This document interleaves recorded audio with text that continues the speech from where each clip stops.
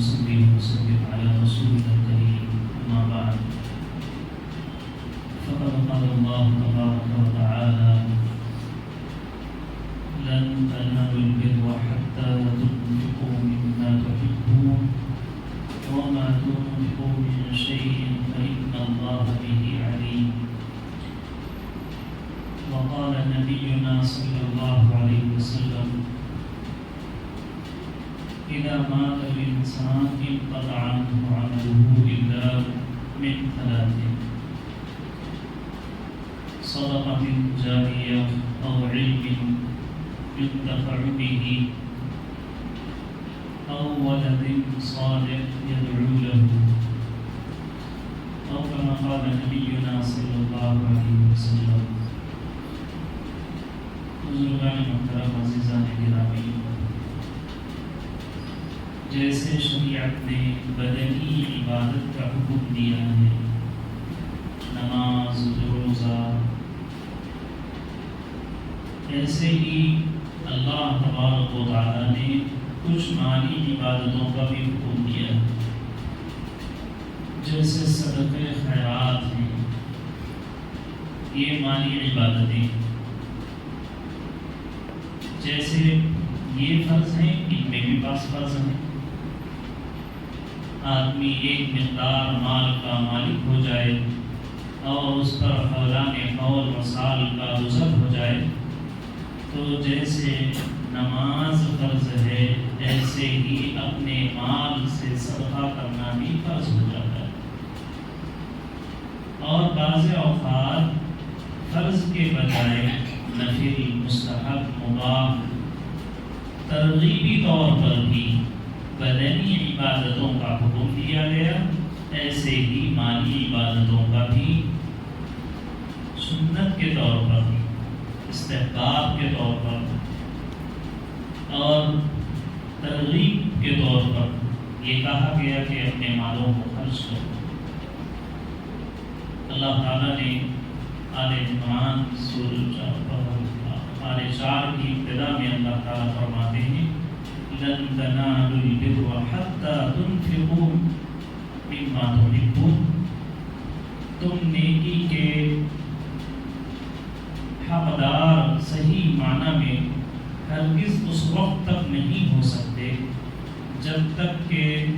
تم اس چیز کو اللہ کے راستے میں خرچ نہ کر دو جو تمہیں سب سے زیادہ محبوب ہے.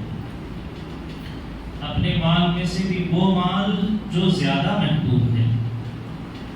آدمی کو بعض چیزیں بہت زیادہ پسندیدہ ہوتی، کوئی گھر ہے بہت زیادہ پسندیدہ، کوئی باغ ہے جو بہت زیادہ پسندیدہ ہے، کوئی کپڑے ہیں جو بہت زیادہ پسندیدہ ہیں. تو جو سب سے زیادہ تمہارے نزدیک پسندیدہ مال ہے اس کو اللہ کے راستے میں خرچ کرو. وَمَا تُنْفِقُوا مِنْ شَيْءٍ فَإِنَّ اللَّهَ بِهِ عَلِيمٌ. اور اللہ تعالیٰ باخبر ہیں اس بات سے کہ تم کیا خرچ کر رہے ہو. مرنے کے بعد مردار بکری کو تو سب صدقہ کر دیتے ہیں، بچے بچے کو تو سب صدقہ کر دیتے ہیں. جب کوئی اور راہ نہ ہو تو اس وقت میں صدقہ کرنا وہ اتنے نیکی کا نہیں ہے جتنا کہ آدمی ضرورت مند بھی ہو، خواہش مند بھی ہو اور اس وقت میں اللہ کے حکم پر وہ مال کو خرچ کر رہا. تو یہ بڑی نیکی کی بات ہے. اس طرح سے قرآن شریف نے بھی خوب ترغیبیں دی ہیں، نبی علیہ السلام نے بھی ترغیبیں دی کہ اپنے مال میں سے اپنی آخرت کی زندگی بنانے کے لیے، اللہ کو راضی اور خوش کرنے کے لیے اللہ کے راستے میں مال کو خرچ کرو. بعض صحابہ ان آیتوں کے نزول کے بعد خاص طور پر حدیثوں میں حضرت ابو طلحہ رضی اللہ تعالیٰ جب یہ آیت سنیں لن تنالوا البر حتى تنفقوا مما تحبون،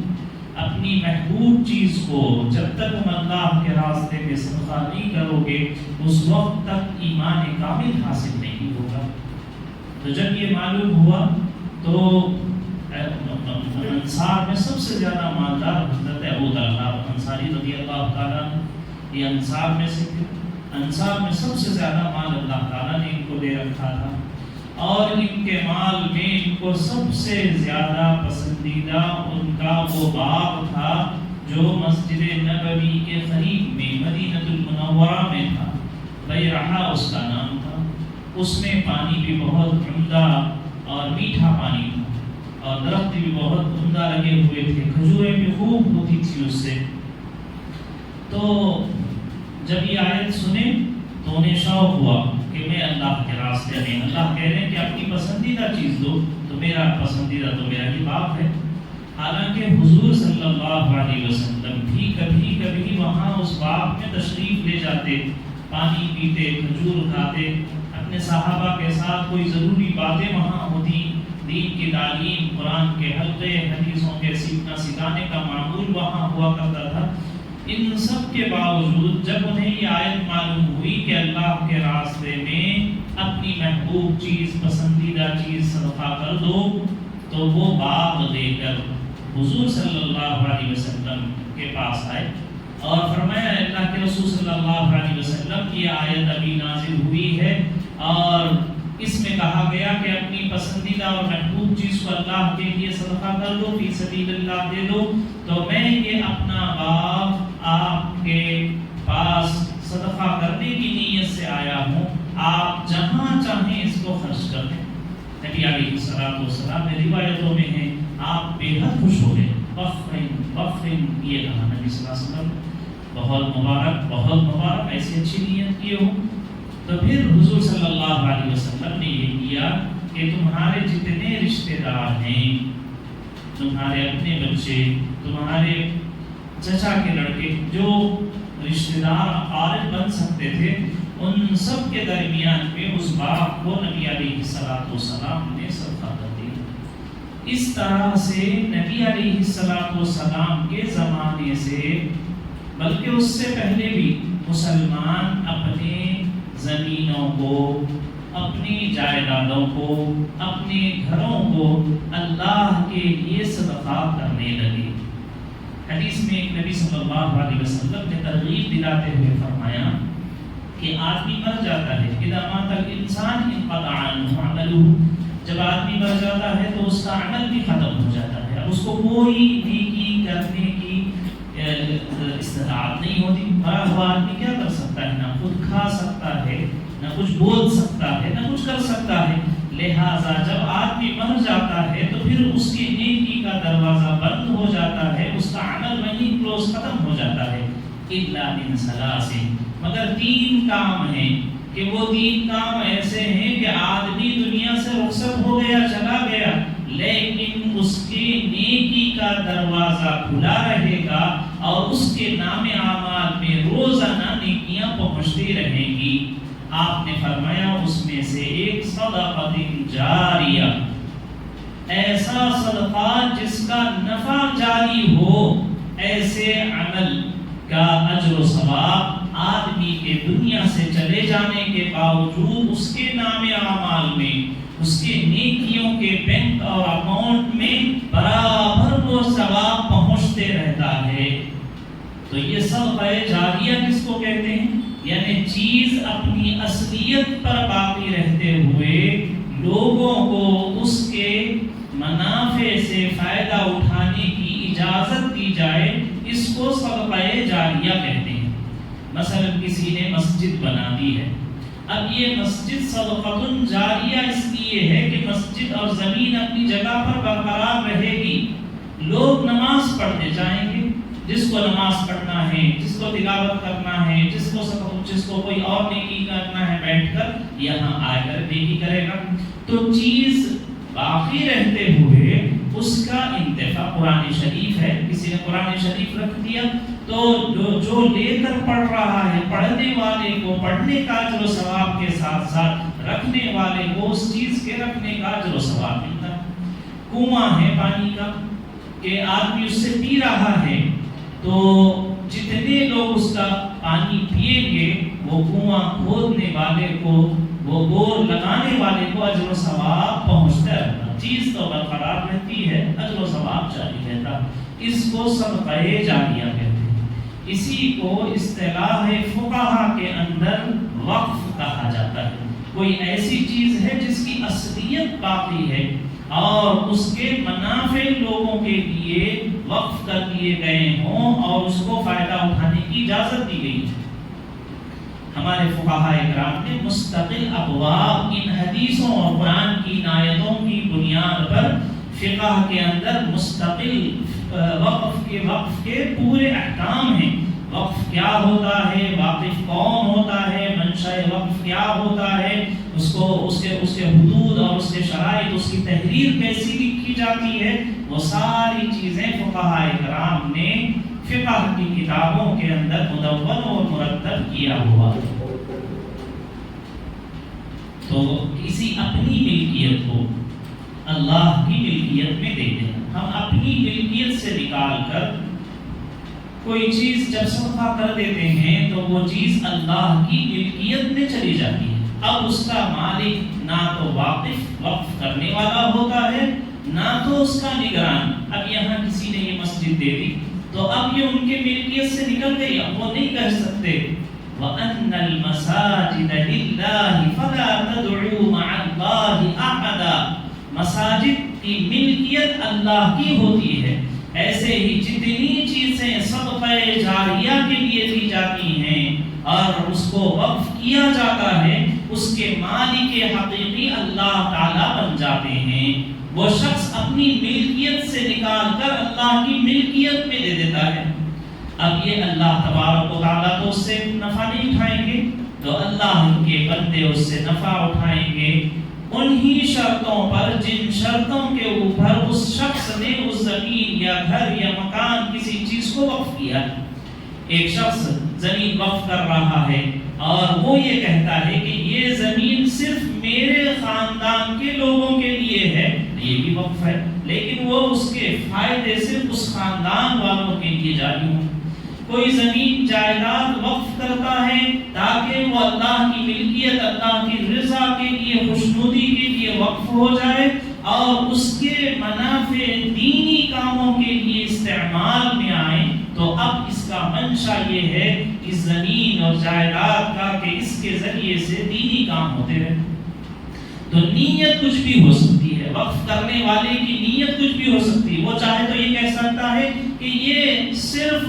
ہمارے شہر کے اماموں کے لیے ہے، ہمارے شہر کے دینی خدام کے لیے ہے، یا بعض لوگوں نے وقف کیا یہ صرف سیدوں کے لیے اس کا نفع جو آئے گا، اس کا جو پروفٹ آئے گا وہ صرف سیدوں کے لیے ہوگا۔ بعض نے کہا اماموں کے لیے ہوگا، بعض نے کہا مساجد کے لیے ہوگا، بعض نے کہا کہ مدارس کے لیے ہوگا۔ اس طرح سے حضور علیہ السلام کی ترغیب کی بنیاد پر صحابہ کرام نے، خود حضور علیہ السلام نے مسجد نبوی جو بنی ہے حضور نے اپنے پیسوں سے خرید کر اس کو وقف کر دیا کہ یہ اللہ کے گھر کے لیے وقف ہے۔ حضرت ابو طلحہ رضی اللہ تعالیٰ نے بیرہا وہ پورا باغ حضور علیہ السلام کے پاس لا کر پیش فرما دیا۔ ایسے ہی حضرت عمر رضی اللہ تعالیٰ کو حضور علیہ السلام نے ترغیب دلائی کہ اپنے مال میں سے جو اچھا مال ہے آخرت کی زندگی کے لیے توشہ بھیج دو۔ تو حضرت عمر رضی اللہ تعالیٰ نے کہا اے اللہ کے رسول صلی اللہ علیہ وسلم، میرے مال میں سب سے عمدہ مال وہ خیبر کے فتح کے موقع پر جو زمین ملی تھی وہ سب سے عمدہ ہے، آپ بتائیے میں کیا کروں؟ حضور علیہ السلام نے فرمایا کہ اس کو وقف کرو اور اس کے فائدوں کو غریبوں، مسکینوں، فقیروں، مسافروں اور مجاہدین کے لیے اس کا جو پروفٹ آئے وہ اب نہ تو تمہاری میراث تمہارے اولاد کو نہیں جائے گی، نہ تو کسی کو وہ ہدیہ کی جائے گی، نہ اس کے پھل وغیرہ کسی کو بیچے جائیں گے۔ وہ جتنے پھل آئیں، وہ اس کا جتنا نفع آئے، وہ سب ان غریبوں، فقیروں، مسکینوں و ابن سبیل کے اوپر خرچ کرو۔ یہ نبی علیہ السلام نے حضرت عمر رضی اللہ تعالیٰ عنہ سے فرمایا۔ حضرت عمر نے جتنا تھا وہ سب اللہ کے راستے میں وقف کیا۔ حضرت عثمان غنی رضی اللہ تعالیٰ مدینے میں آئے تو معلوم ہوا کہ مسلمانوں کو پانی پینے کی بہت دشواری ہو رہی ہے۔ ایک یہودی کا کنواں ہے وہ میٹھے پانی کا، اور وہ ہے کہ وہ مسلمانوں کو دینے کے اندر بخل کرتا ہے یا پیسے زیادہ مانگتا ہے۔ حضرت عثمان غنی رضی اللہ تعالیٰ نے وہ کنواں خریدا اور اس سے لگا ہوا، آج بھی مدینہ منورہ جائیں گے تو مدینہ منورہ میں حی پیر عثمان کے نام سے ایک باغ ہے جو 20 ایکڑ سے زائد پر وہ باغ ہے آج بھی کھجور کا، وہ حضرت عثمان غنی رضی اللہ تعالیٰ نے وہ زمانے میں وقف کیا تھا۔ آج بھی ایک مدینے میں ایک ہوٹل ہے جو حضرت عثمان غنی رضی اللہ تعالیٰ نے وقف کی تھی، اور انہوں نے ایک اکاؤنٹ ان کے نام پر آج بھی کھلا ہوا ہے۔ وہ باغ سے جتنا پیسہ آتا ہے، پروفٹ آتا ہے، وہ اکاؤنٹ میں داخل کر دیا جاتا ہے اور پھر خیراتی کاموں کے اندر اس کو صرف کیا جاتا ہے۔ تو یہ قرآن شریف کی ترغیب حدیثوں کی وجہ سے نبی علیہ السلام نے اور آپ کے صحابہ نے اور اس زمانے سے لے کر آج تک مسلمانوں نے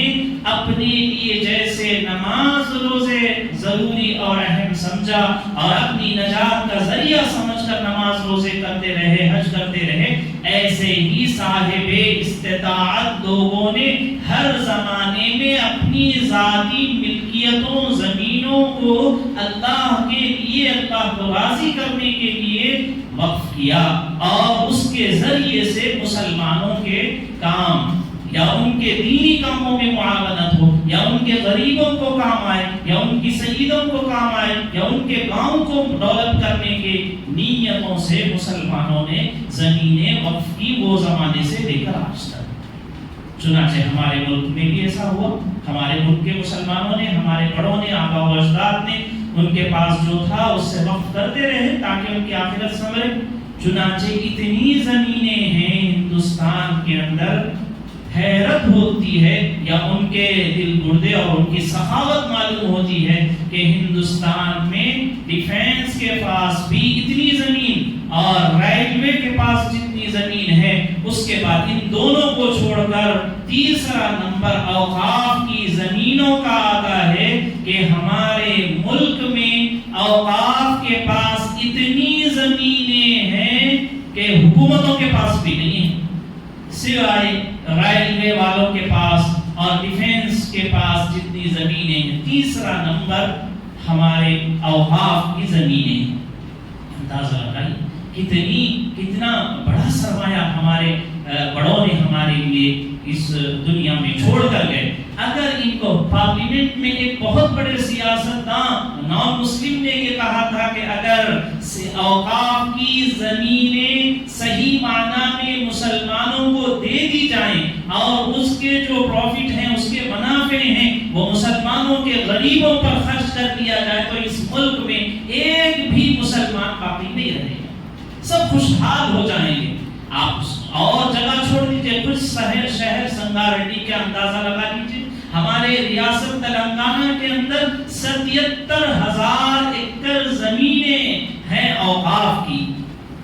اور ہمارے شہر میں 100 ایکڑ سے زائد زمین اوقاف کی ہے۔ اب آپ بتائیے اگر ان اوقاف کی زمینوں کو صحیح مسلمان استعمال کر لیتے تو کیا کسی مسجد، مدرسے، دینی کام کے کرنے یا مسلمانوں کے اسکول، ہاسپٹل اور ان کے چھوٹے اسکل ڈیولپمنٹ کے کام کرنے، انڈسٹری قائم کرنے کے سلسلے میں کسی مسلمان کو کسی لیڈر یا مالدار کی کبھی ضرورت نہیں پڑے گی، ہاتھ پھیلانے کی ضرورت نہیں پڑے گی، آپ دینے والا ید العلیہ بن کر رہیں گے اگر صحیح معنی میں اس کو استعمال کر لیا جائے۔ کیسے استعمال کرتے تھے سیدنا ابو بکر صدیق رضی اللہ تعالیٰ عنہ بیت المال کو؟ حضرت ابو عبیدہ، حضور صلی اللہ علیہ وسلم نے ان کو امین کہا، حضرت ابو بکر صدیق رضی اللہ تعالیٰ عنہ کو خلیفہ بنایا گیا اور ان کو بیت المال سے کھانا اور روزینہ اور تنخواہ جاری ہو رہی تھی، تو انہوں نے کہا دیکھو نا، حضرت عمر رضی اللہ تعالیٰ سے کہا آپ بھی ڈکلیئر نہیں کریں گے، آپ بھی طے نہیں کریں گے، میں بھی نہیں طے کروں گا۔ حضور نے ابو عبیدہ کو امین الامہ کہا ہے، ان سے جا کر کہیں گے کہ بیت المال سے مجھے تنخواہ کتنی لینا چاہیے۔ ابو عبیدہ بن جراح نے طے کیا کہ مہاجرین کے جو درمیانی لوگوں کے گھر کا خرچ ہے اتنا آپ کو ملے گا، آپ خلیفہ ہونے کے باوجود آپ کو کھانے کے لیے بھی اتنا فراوانی نہیں ملے گی۔ لوٹ مار جو آج کے لیڈر کر رہے ہیں، اگر 5 سال کسی کو حکومت مل گئی ہے تو پھر اس کے مالداری کا عالم یہ ہوتا ہے کہ پھر وہ آسمانوں میں اور دوسرے ملکوں کے اندر اپنے سرمایے اور اپنے مال دولت کو جمع کرنے والے بن جاتے ہیں۔ یہ ابو بکر صدیق رضی اللہ تعالیٰ عنہ نے اوقاف کی حفاظت انہوں نے سکھائی ہے. بیوی نے کہا کئی مہینے ہو گئے میٹھا نہیں کھا سک رہے ہیں، تو کہا کہ میں بیت المال سے میٹھے کی زیادہ رقم نہیں لے سکتا. بیوی نے کہا ٹھیک ہے ایک ایک لقمہ کم کر دیتے ہیں. چند دن تک ایک ایک لقمہ کم کر کے ایک روٹی بچا کر وہ روٹی فروخت کرنے کے لیے حضرت ابو بکر صدیق رضی اللہ تعالیٰ عنہ کو دی گئی. حضرت ابو بکر صدیق رضی اللہ تعالیٰ عنہ نے کہا اس سے تو یہ پتا چل رہا ہے کہ بیت المال سے ہم ایک روٹی زیادہ لے رہے تھے، ہم اس کو بھی واپس کر دیں گے. یہ ہے مسلمانوں کے مالوں کی حفاظت کا طریقہ اور اس کے ذمہ دار کے اور لیڈروں کے لیے نمونہ ہے. عمر فاروق رضی اللہ تعالیٰ ابن عمر رضی اللہ تعالیٰ نے اپنا اونٹ لے جا کر اوقاف کی جگہوں میں چرانے کے بعد حضرت عمر کو معلوم ہوا تو انہوں نے کہا کہ یہ آپ اونٹ فروخت کر دو اور اس پر جو پروفٹ آیا ہے، جو اصل مال ہے وہ راس المال تم لے لو اور پروفٹ لے جا کر پورا اس میں آپ وقف بورڈ میں یا بیت المال میں جمع کر دیں. یہ مسلمانوں کا طریقہ تھا. اس طرح سے مسلمانوں نے وقف بھی کیا اور مسلمانوں کے ذمہ داروں نے اس کی حفاظت بھی کی، ایک ایک چیز کی رتی کی حفاظت کی. آج حال یہ ہے کہ پورے ملک کی بدخواہوں کی بدنگاہی آج مسلمانوں کے اوقاف کی جائیدادوں پر ہے کہ کسی بھی دن مسلمان اٹھ جائیں گے، جاگ جائیں گے، صرف یہ سوچ لیں گے کہ ہمارے اوقاف کی زمینوں کو ہم صحیح مصرف میں استعمال کریں گے. مسلمان امہ کو مضبوط کرنے کے لیے اگر اتنا بھی سوچ لیں، اتنی بیداری بھی مسلمانوں میں ہو جائے تو ملک کا رخ بدل جائے گا. اس وجہ سے ان کو ڈر لگا ہوا ہے. نئے بل اور بلوں کے اندر نئی ترمیمیں آ رہی ہیں. میرے بھائیوں ہمیں سمجھنے کی ضرورت ہے کہ کتنا بڑا سرمایہ ہمارے آبا و اجداد رکھ کر گئے ہیں. ہمیں چاہیے کہ سب سے پہلے یہ ہے کہ ہر مسلمان جیسے اپنے گھر کی حفاظت کرتا ہے، اپنے جائیداد کی حفاظت کرتا ہے، اپنے مکانوں کی حفاظت کرتا ہے، آج ہر مسلمان نوجوان بوڑھے بچے ہر ایک کو یہ معلوم ہونا چاہیے کہ اس کے علاقے کے اندر کتنی اوقاف کی زمینیں ہیں اور پھر اس کی حفاظت کے لیے ہم وہ سب کریں گے جو ہم ایک اپنے مکان اور گھر کے لیے کرتے ہیں. حضرت عمر بن عبدالعزیز نے فرمایا تھا اور ان کے ایک درباری نے کہا تھا، عید کے دن کپڑے مانگنے کے لیے گئے تو حضرت عمر اور عمر بن عبدالعزیز ان دونوں سے بھی روایتیں ہیں، کہا کہ یہ بیت المال یہ میرے باپ اور میرے آبا و اجداد کا نہیں ہے، یہ مسلمانوں کی امانت ہے. تو میرے بھائیوں اوقاف جہاں کہیں ہو پورے مسلمان امت کی ذمہ داری ہے کہ ان کی حفاظت کی جائے. آج دشمنوں کی بری نگاہیں اوقاف کی جائیدادوں پر پڑ رہی ہیں اور سب نام مسلم یہ چاہتے ہیں کہ جتنے مسلمانوں کی اوقاف کی زمینیں ہیں وہ ہڑپ کر لی جائیں، اس کو گورنمنٹ لینڈ ڈکلیئر کر دیا جائے. آپ نے لائن یہ حسین شاہ ولی درگاہ کی زمین کا فیصلہ سپریم کورٹ کا آپ نے سنا ہے.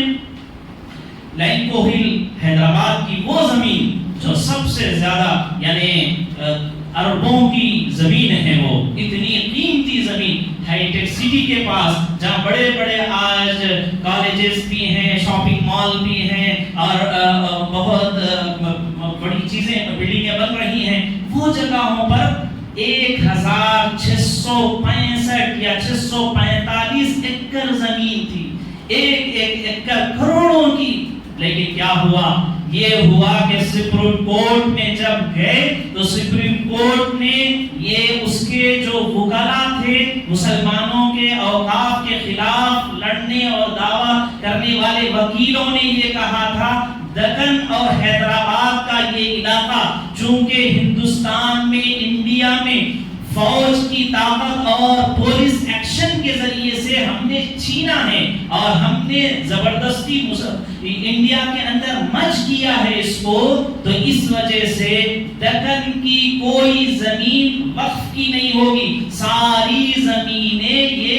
گورنمنٹ لینڈ ہوگی. یہ سپریم کورٹ کے ایک وکیل بحث کر رہے ہیں تو آپ اندازہ لگائیے کہ ان کے ذہنوں میں کیا چل رہا ہے۔ آپ کی اوقاف کی زمینوں کے سلسلے میں وہ کسی بھی وقت میں چاہتے ہیں کہ اس کو گورنمنٹ ڈکلیئر کر دیا جائے اور اس پر کچھ بھی اپنی من مانی بنا دیا جائے اور خود مسلمانوں کے خلاف اس کو استعمال کیا جائے۔ تو میرے بھائیوں اس بات کو سمجھیے، یہ ایک ذمہ داری ہے۔ کیسے ابو بکر، عمر، عثمان، عمر بن عبد العزیز رحمہم اللہ رضوان اللہ علیہم اجمعین نے یہ کہا کہ یہ مسلمان امت کی امانت ہے، اس کی حفاظت ہماری ذمہ داری ہے۔ ہم بھی سمجھنا چاہیے کہ اس کی حفاظت ہماری ذمہ داری ہے۔ جہاں جو کچھ ہو سکتا ہے، سب سے پہلے یہ ہے کہ اگر اس پر ناجائز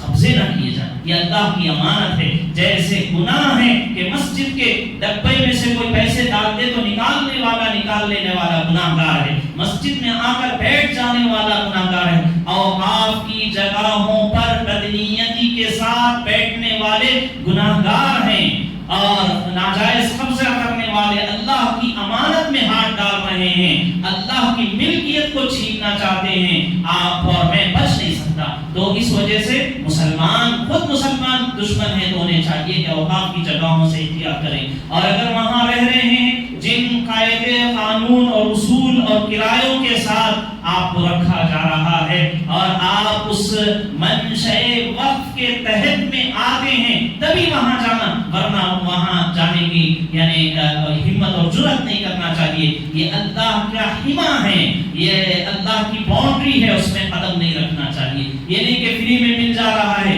3 لاکھ 5 لاکھ 6 لاکھ میں پلاٹ مل جا رہا ہے، اس وجہ سے میں گھستے چلے جا رہا ہوں اور میری نیت یہ ہے کہ میں کرایہ بھی نہیں بنوں گا اور چند دن کے بعد میں خود دعوے دار بن جاؤں گا۔ یہ بہت گناہ کی بات ہے۔ دوسرا یہ کہ غیروں سے اس کی حفاظت کیجیے، اس کی ذمہ داری اپنے ڈسٹرکٹ کے اعتبار سے، شہر کے اعتبار سے تو کم از کم ہر مسلمان سے، ہر مالدار سے، ہر صاحب حیثیت پڑھے لکھے اور لیڈروں سے سب سے میں گزارش کروں گا کہ اپنی اوقاف کی جائیدادوں کی خدا را حفاظت کر لیجئے۔ صرف اس کے کرایوں سے آپ کے ہمارے مستقبل کے بچوں کی زندگیاں بن جائیں گی اگر اس کو صحیح محفوظ کر لیے اور اس کو صحیح حفاظتوں میں اور صحیح ہاتھوں میں اس کو رکھے۔ تو میرے بھائیوں بہت زیادہ اس وقت میں فکر کی بات یہ ہے، نان مسلمس کی سب جہاں اوپر سے لے کر نیچے تک کوئی پارٹی اس میں نہیں ہے، سب پارٹی کے دماغ اسی طرح خراب ہوئے ہیں کہ یہ مسلمانوں کے اوقاف کی زمینیں چھین لینا ہے۔ کوئی میٹھے انداز سے، کوئی کھل کر کہہ رہا ہے، کوئی دل میں رکھا ہوا ہے، لیکن تمام نان مسلمس کی نگاہیں اور ان کی سوچ گندی بن چکی ہے۔ وہ مسلمانوں کی اوقاف کی جائیدادوں کو چھیننا، ہڑپنا اور ناجائز قبضے کرنا اور اس کو خود میں اپنے پارٹ لینا یہ چاہ رہے ہیں۔ اس وجہ سے ہمیں چاہیے کہ ہم اس کی حفاظت کے لیے جو بندوبست ہو سکتا ہے، یہ اس پر مت چھوڑیے کہ وقت بورڈ کیا کر رہا ہے، وہ سب ہماری ذمہ داری ہے۔ لوکل والے جب تک کچھ ساتھ نہیں دیں گے، باہر والے کوئی آفیسر جو ملازم ہے وہ ملازمت کرتا ہے، اس کو کوئی